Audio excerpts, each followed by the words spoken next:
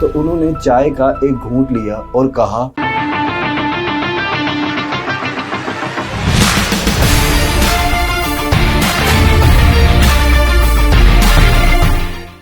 Sir Asim अमान एक बाकमाल advocate है, मगर ज़ाती तौर पे मैं इनके नॉलेज और चाय से बेहद मुतासिर हूँ।